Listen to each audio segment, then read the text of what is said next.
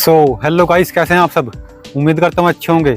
Guys, मेरा नाम मुकुल और आपका स्वागत करता हूँ आपके अपने ही चैनल मुकुल टेक्निकल आर्ट पर।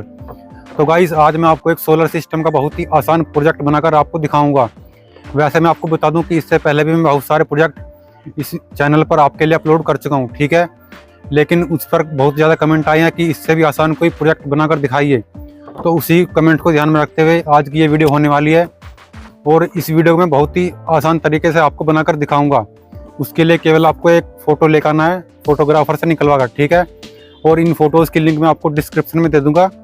तो चलिए अब ज़्यादा टाइम ना खराब करते वीडियो करते हैं स्टार्ट और जानते हैं प्रोजेक्ट का मेकिंग प्रोसेस।